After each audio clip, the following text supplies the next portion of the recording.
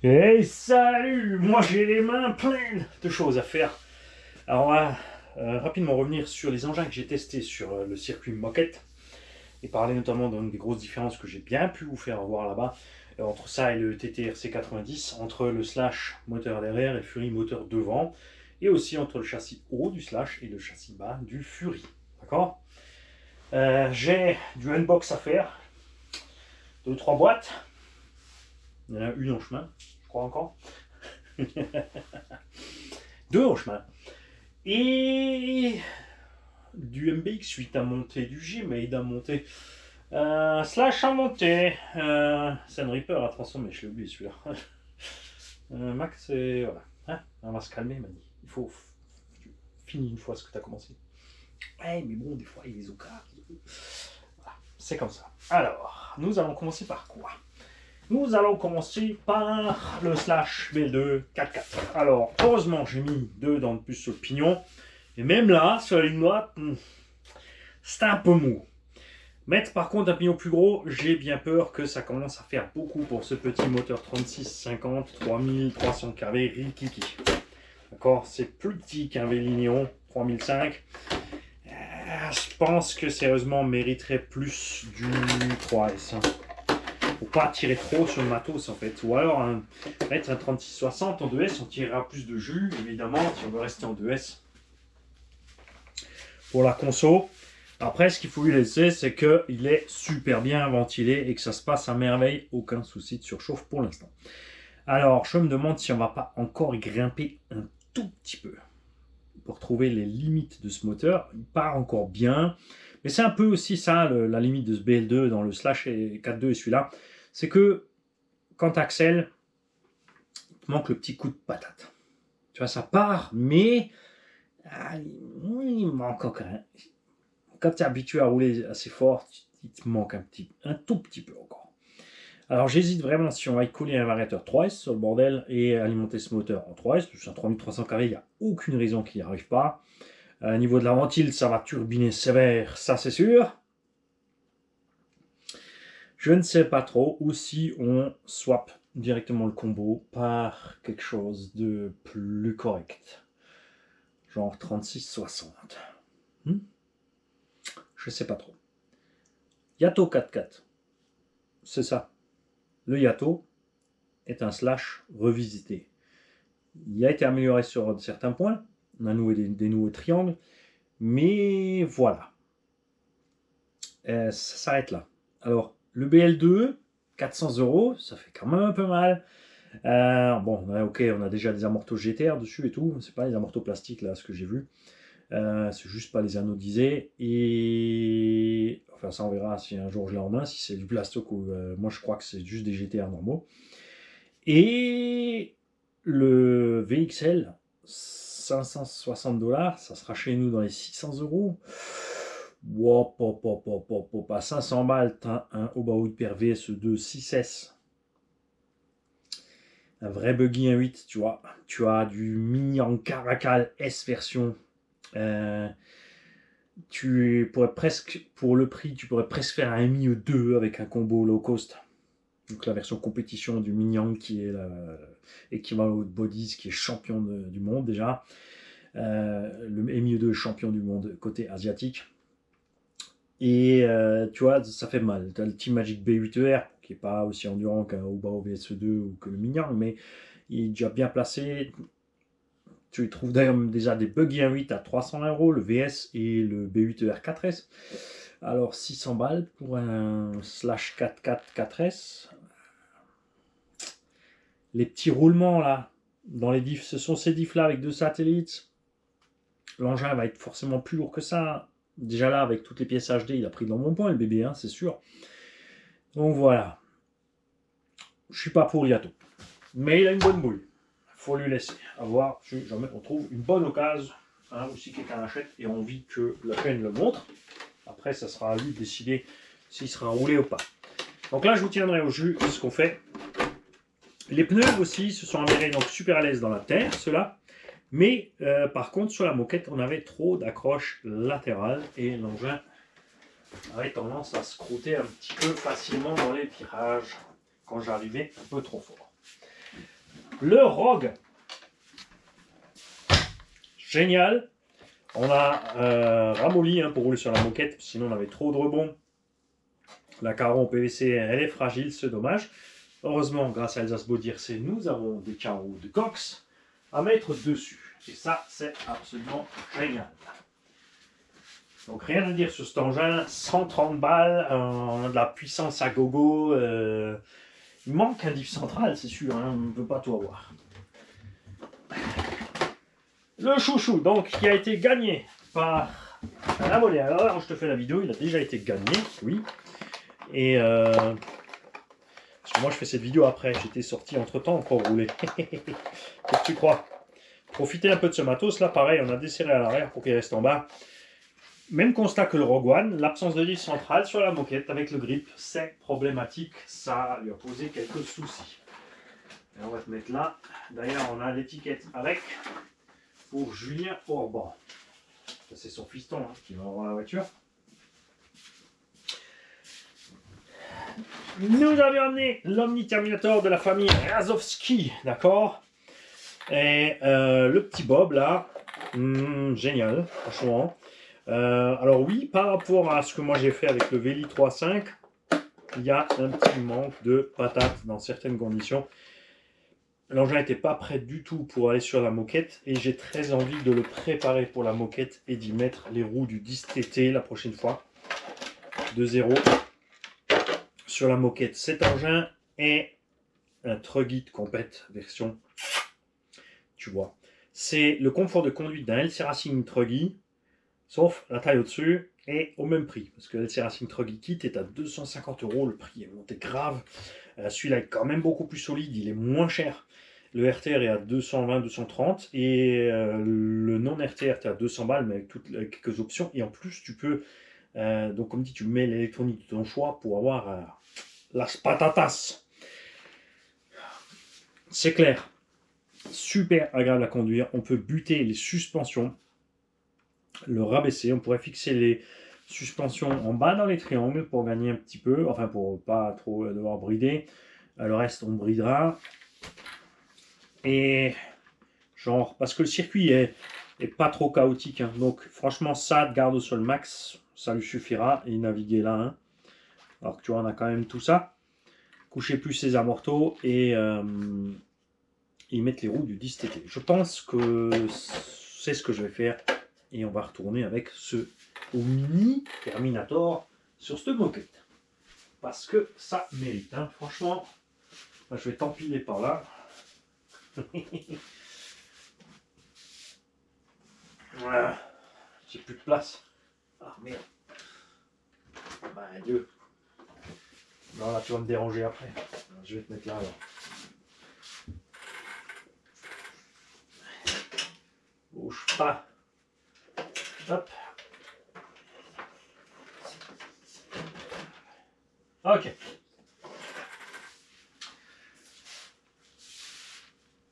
Nous avions avec donc les deux SC de BD opposés en deux points, la pression du moteur et la hauteur du châssis. Celui-ci, on n'a pas encore été en forêt, hein. Ça c'est encore le truc à faire, je dois encore aller en forêt avec. Celui-ci sera bien sûr le plus à l'aise dans la forêt, dans la terre souple, et molle, il est bien. Sur le circuit du TTRC 90, les pneus d'origine derrière étaient un peu glissants, avec des Louis ça allait beaucoup mieux. Il était vraiment bien à l'aise. Le Fury sur le TTRC 90 il glissait trop. Même avec d'autres pneus, vu que le moteur est devant, avec l'équilibre et tout, on était un petit peu moins bien à l'aise. Par contre, sur la moquette, pied dedans, en 2S, hein, j'ai mis 2S et on est resté pied dedans. Sur la moquette, ils n'en disent pas plus que 2S, ou alors 3S mais avec des petits carrés. Enfin, bref, un truc. Le but c'est pas d'arracher la moquette du circuit évidemment, ça coûte cher, donc il faut en prendre soin. Et je pense qu'entre ces deux sets de vidéos, vous allez regarder les vidéos du TTRC 90, vous allez regarder les vidéos sur la moquette. On a roulé aussi sur le bitume avec ces engins. Et peut-être que là, en allant au SAM 68, on va refaire une session bitume.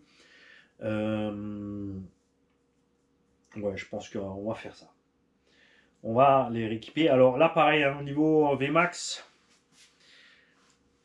c'est un peu juste et on n'a pas assez de gouache pour lever la caisse à l'axle. Hein. Alors qu'un Véli, même en 2S, tu montes sur 2 roues, ça c'est sûr. Après, c'est peut-être pas plus mal parce que du coup, tu vas rester tes roues au sol. L'engin est beaucoup plus haut, ça mène plus vite dans les virages. Par contre, les BF Goodrich se sont trouvés être plus à l'aise sur la moquette que les Kumho. Au prochain tour sur la moquette, le Slash sera équipé des BF Goodrich. D'accord. Le Fury avec sa suspecte hyper tendre, on pourrait franchement sur la moquette le durcir un petit peu, mais c'est vrai qu'il passait bien. Je me suis vraiment bien amusé avec. Et comme je l'ai dit, je ferai bien encore une petite session piste avec. Mais il est plus à moi. Il est à Régis. Hop. Ah oui, il y en a qui n'ont pas dormi hein, quand les gens ont voté. Effectivement, oui, les engins Tombola, tu peux les avoir à un prix sympa. Donc ils m'ont écrit, ils m'ont dit, je te propose ça. Est-ce que ça te va? Et ils sont partis avec les bagnoles, tout simplement. Et si toi t'as dormi, ben réveille-toi. Pourquoi tu cuines, toi? T'as encore un peu de terre du TTRC 90, hein. Le Slash aussi, il y avait un... faut dire que sa suspension, franchement, tu vois, elle est assez raide. C'est assez bizarre. Alors, ils l'ont durci un peu, mais ils sont peut-être allés trop loin. Donc, on va mettre un petit coup d'entretien et on fera ce qu'il faut au niveau des réglages. Mais d'abord, j'aimerais bien, avant de partir à nouveau sur la moquette, faire d'abord le tour en forêt. Pour montrer que cette direction ne craint absolument rien pour rassurer certains d'entre vous. Je comprends l'inquiétude, c'est tout à fait normal. Mais comme je l'ai dit, là où elle est placée, cette direction, elle est tranquille. Et j'avions avec... Alors, celui-là, sur la moquette, la vache qu'il a dépoté les bords. Et encore pareil, hein, on n'a pas des réglages spécifiques pour le circuit. Je vais les faire. Parce que là, les gars, il y a du potentiel avec ces pneumatiques. Le truc, il est velcroté par terre. Et comme dit, on les mettra aussi sur le Omni Terminator. À mon avis, ça va être génial. Là, on était en 2S avec le 4250 kV. Génial, je peux que le conseiller. Si tu veux un moteur balèze 3660, 4250. On a un pignon de 15 dessus. Il me semble. Alors, c'est pas trop, ouais, 15. Et c'est franchement super. On a les plaques de carbone dans les triangles pour rigidifier. On a les ressorts gris, option. Et pour la moquette, tu vois, toute cette hauteur de caisse ici ne sert à rien. C'est pareil, devant, on pourrait descendre facile d'un centimètre et derrière aussi. Le terrain étant pas trop accidenté, je pense qu'il y a moyen, puisqu'on peut virer un peu de précontrainte. Je voudrais pas qu'il soit plus dur, parce que niveau dureté, on était vraiment bien à l'aise comme ça. On va par contre du coup coucher plus les amortos. Utiliser les vis de butée de suspension pour empêcher les triangles de descendre, ce qui va minimiser la garde au sol maximum de l'engin. Prends-le comme tu veux, j'ai raison et tu as tort. Et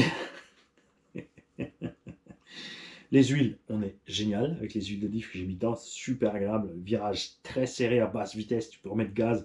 Le machin, il est velcroté sur le bordel. Donc, on va optimiser un peu cet engin pour ce circuit moquette et retourner sur la moquette. Tout le reste, il a fait ses preuves. On va commander les porte-fusées d'origine parce qu'ils sont larges suffisants. Quoique j'ai envie quand même de prendre des options. Passage ci déjà, pourquoi pas prendre des options 70-75 T6. Et on retournera donc sur la moquette avec le Omni Terminator. Et celui-là, ça c'est sûr, réglé de façon plus adéquate pour ce circuit moquette.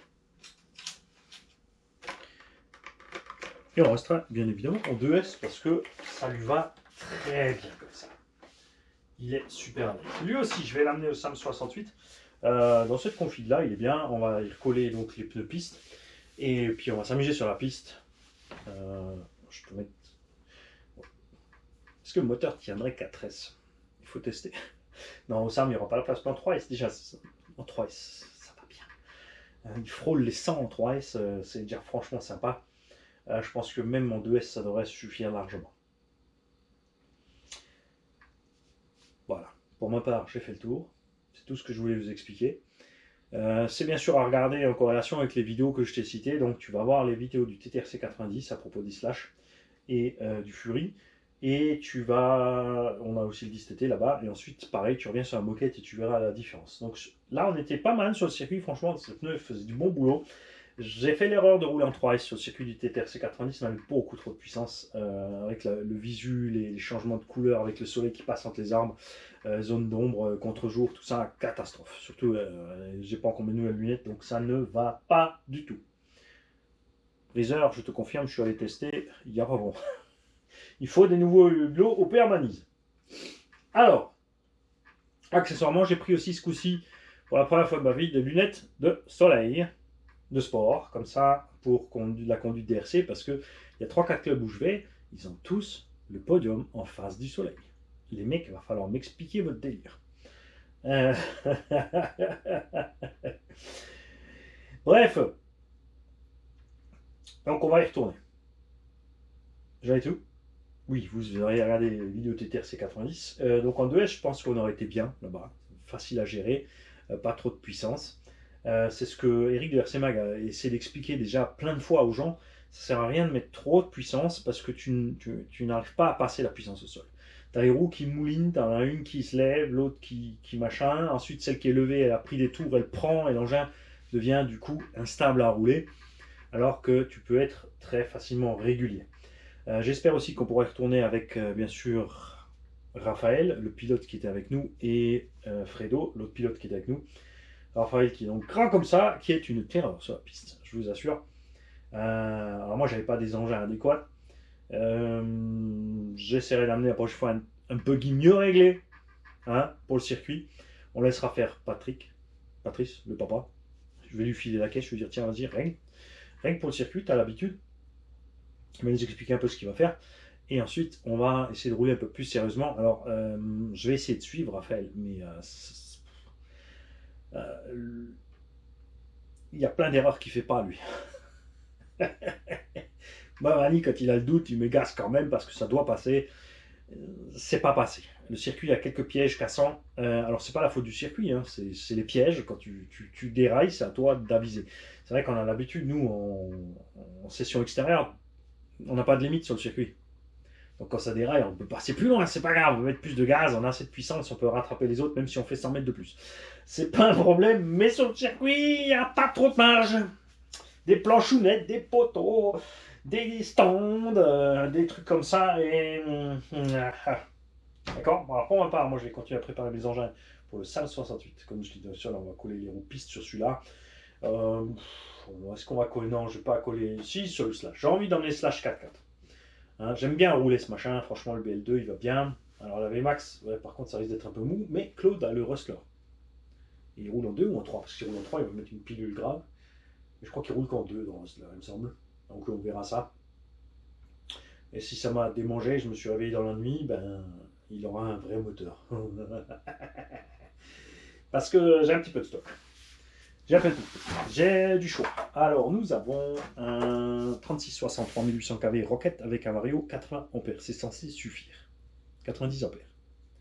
Donc, on aura une conso pas trop méchante. Et en plus, pour une fois, on pourra même mettre la sonde d'île température. Comme ça, il n'y aura pas cuit-cuit. On laissera l'arbre en plastique au milieu pour l'instant. Parce que si je passe en 3008, là on a un 3300 avec un pignon de 15, il me semble. 14 ou 15. Là on a 3008. On pourra mettre le même pignon. Ce moteur va forcer moins. Il y aura plus de reprises, plus de gaz. Il pourra arracher plus facilement le poids. Et on pourra toujours encore coller 3S si vraiment on veut faire les azous. Mais après en 3S, on pourrait descendre à 12-13 sans problème, sans forcer. Grâce au couple supplémentaire de ce truc. Les moteurs 3660, les engins font 3 kg, franchement, prends pas plus petit. Les 3650 et 52, là, ça va, mais ça va, tu vois. Alors que ça, ça va bien. Hein, on va pas mettre le 4250 dedans, ne va pas déconner Mani, n'exagère rien. Bon, j'aurai encore un Vili 3005. Mais bon, après, on sera un peu comme le BL2.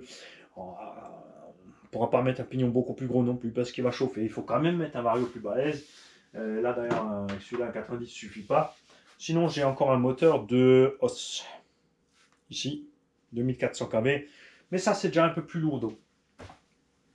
Pour un slash, je suis pas trop fan. Je verrais mieux ça dans le Kakapit. Parce que, oui, je pense que je vais racheter un Kakapit K1 SP.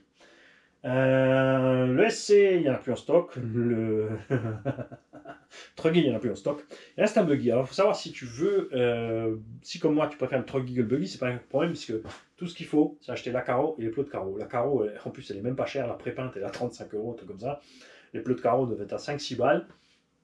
Et en plus, comme ça, tu as ta petite carreau de buggy encore, si tu veux la laisser propre pour la vente, si tu as aussi ta carreau de Truggy. Si jamais tu revends au bout d'un an ou deux, franchement, voilà. Le Kakapit, on a clairement vu ce que ça vaut sur la piste. Donc ces balais, c'est un truc que je vais garder dans ma collection. Je vais garder, enfin on attend encore le 10 TT. J'ai déjà roulé maintenant assez de K1 SC et Buggy Truggy. J'ai envie d'en reprendre un, mais on va attendre le 10 SC 2.0. D'accord. Il sera moins bien, honnêtement. C'est sûr que le Kakapit, génial. Tarif entre 350 et 400 € selon l'équipement de la carrosserie prépeinte ou pas. Dans le cas par exemple du SC avec la grosse carreau Raptor prépeinte, qui est à 3,80 le roller. Un combo comme ça, 80-90 €, ou un Quick-Run G2, 36-60. Alors, dans le Kakapit, je préfère personnellement un 36-70. Donc 2750 kV en surpasse roquette. Grande nouvelle aussi, donc on a, comme je l'ai dit, les Vario XC disponibles chez Axomolisme. Donc la commande est en route. Hein. Ça, c'était la précommande pour tester. On a donc du 4, 6 et 8S de ces XC avec capteur, avec Bluetooth. À des prix super cool, franchement, par rapport aux autres. Et ce qui va de pair avec, c'est que Stéphane nous a dégoté des nouveaux moteurs qui vont avec aussi. C'est des nouveaux moteurs surpasse. Ils sont magnifiques et ils ont fait du 42, 68 et 74 en ventilé ou non, y compris le 74. Ce que les autres ne font pas. Donc Mani, il a pris un 1800 kV ventilé. Alors, beaucoup de gens ont peur pour le ventiler en tout-terrain. Perso, j'ai jamais eu de blague. Alors c'est sûr, si tu roules dans l'eau et tu vas le noyer, machin bidule, dans une flaque de boue, ça va poser problème. Mais sinon, en utilisation normale, vu que ça mouline, ça turbine, ça fait l'air, ça souffle de l'air. Donc il n'y a vraiment rien qui passe dedans pendant que ça fonctionne. C'est à l'arrêt. Pourquoi un 42-74 1800 kV? Déjà parce que je préfère les 74-68, ils sont beaux. Il y a quand même un cheval de plus, tu peux faire comme tu veux. D'une part, c'est un poil plus lourd, mais voilà, en 6S, 1008 sur un engin 5-6 kg, ça va bien. Ça va bien. J'ai quand même envie de faire un projet de VTE2 légère. Donc un moteur avec un peu moins de kV, on mettra un diff central dedans pour avoir la bonne démultiplication, puisque cette VTE2, au final, elle n'est pas super lourde si tu enlèves le... Enfin, si tu prends la V1, par exemple, les V1, on les trouve encore à 330-350 €. Une petite carreau légère, ça va bien. Mais je vais peut-être aussi le mettre dans un buggy, plutôt. Un BX8, je vois bien qu'un moteur ventilé. Mais j'ai pris quand même aussi un 42-68. 2800 kV ventilé, donc ça c'est un moteur plus spécifique à la piste. Pourquoi? Parce que K1 SP. J'étais très content avec le Toro 6 pôles 2650 kV 42-68 dans le K1. Il y a une petite vis, un petit bout à limer pour que ça rentre propre. Petit coup de meule, ça passe. Donc d'un côté, j'ai envie de me faire un SP avec ça. Tu vois? Comme ça. Voilà.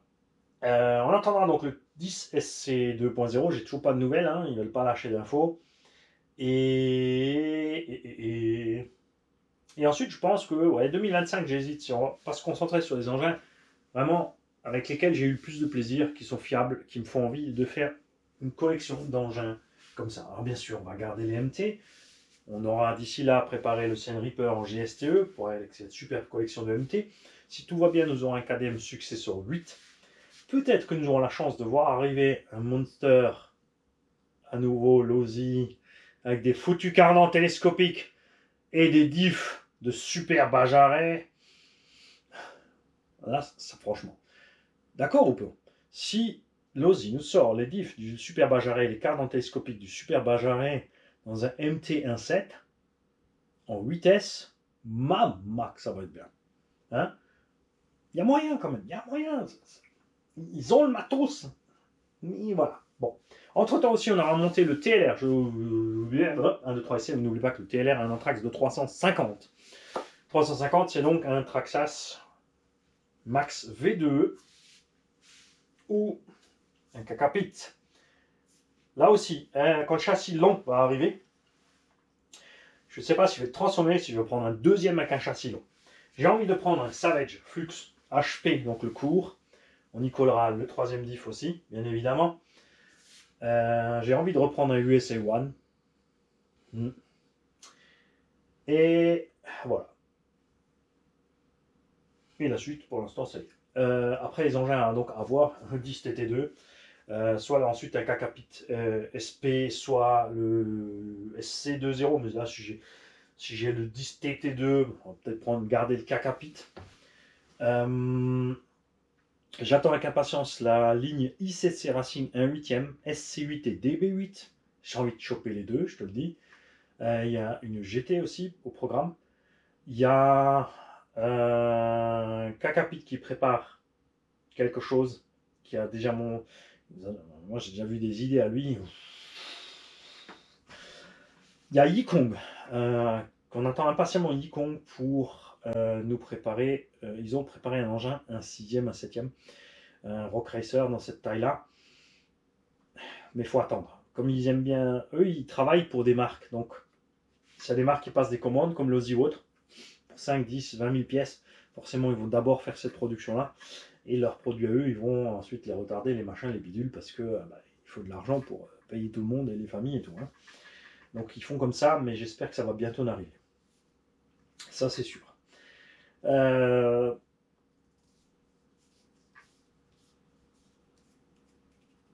Et on était où? Ouais, tu vois, dans ce sens-là. Entre Guy, je suis pas trop décidé. Entre Guy et un 8, Mignon me manque un peu de débattement. Par Coralie côté de la plaque, Arma à côté de la plaque. Traxxas ça s'en fait pas. Le Sledge, c'est un muggy. Je te parle pas des muggy, hein. Je parle pas du Kagama et des trucs. Je te parle vraiment d'un engin typique Truggy. Techno, Timasso, tout ça, on a des prix. Ça va pas. Donc, on attend impatiemment Obao VSE2 Truggy.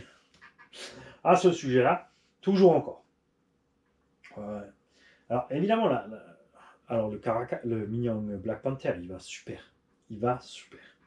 Mais j'ai envie du petit débattement en plus, tu vois. Mais comme dit, les engins de compète sont trop chers. Ce qui me plaît sur le Sledge, c'est justement les grosses dents de diff. J'espère qu'ils vont peut-être aussi sortir une version Truggy, ce genre de choses.